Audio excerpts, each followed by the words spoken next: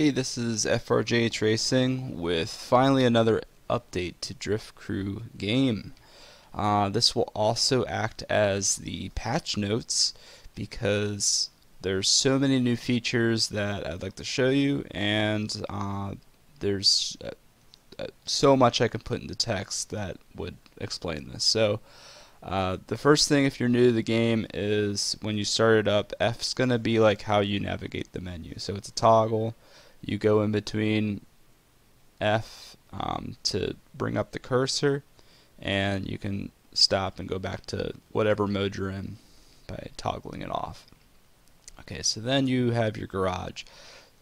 When you first boot up the game, it's going to have the autosave file, and you can create a new car, or you can actually drag and drop into your save file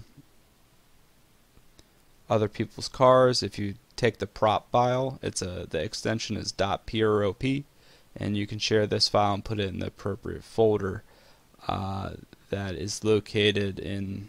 I'd have to type it out again, but I'll put in the description of where you can find it. So then you find that location, you can put a prop file, and actually every time you close and open the garage, it'll reload it, so you don't have to restart the game. So if I click on this car, it says it's active, but I can also delete it. I can go to this one, which is another random cube, and I can delete that, and then go here. So now this is going to be my active car. If I want to create a new one, you just click here, test, and you accept that. That's going to be, but notice it keeps the currently selected car. You still have to select that as your new thing. Okay, so then F again to go back to build mode. You could also just do that, and yeah, F's pretty much the main way to get back. One other thing I would add is that you can also move the vehicle around using the directional buttons.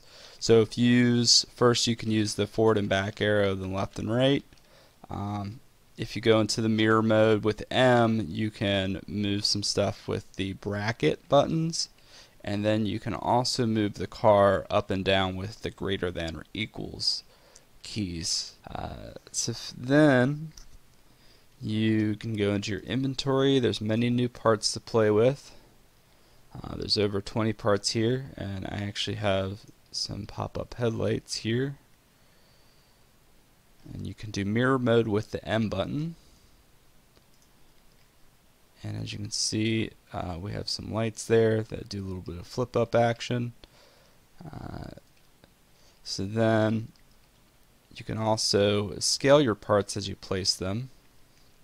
So I'll show you your scale system. Is you have standard rotation and stuff with middle scroll wheel, and you drag and drop these sliders. I don't have any kind of overlap detection, so you can overlap if you want, but there you go. It's not going to do anything weird. If you want to go back and paint something, you can hit the paint button, pick a material, paint it, and left click will paint something in particular. You can middle click to select a material and color. So then you go back. You can also, let's say we want this metallic sparkle. We can paint the whole thing that. Kind of like this texture, not really the color. So let's pick another color, and then there you go. Okay, so now let's get some glass up in there. Okay, so now you can see we have a couple things. So at the moment, I don't have anything like mass related to material, but that's in the future. Physics in general are going to be updated, but this is just like a proof of concept with all the new features. And that's pretty much most of it. You can get that middle click action. You can also get your middle click going with different cube types. So you can see that going on here. Now there's also the engine and drivetrain stuff. So that's already here, but you basically need to go, you need to have everything here except for the live axle. Actually, don't use that because it might crash the game. I mean, we can see what happens, but it doesn't really play well with anything. So I think it just kind of does a lot of nothing right now, but I wouldn't recommend using it because I haven't really set it up to do anything like remotely productive. You can see what it tries to do, but pretty sure it's gonna crash the game. Oh, that's cool. I guess I made it kind of work, but again, I wouldn't really recommend it. So actually, let's load this from where it used to be. And also the autosave, see the recover button? That's what we just, whatever you last drove is going to be in recover. So load is whatever your active file is, and recover is going to be there. So once you find your file location where these car files are saved, you can take that file and rename it to another vehicle if something happened like a crash.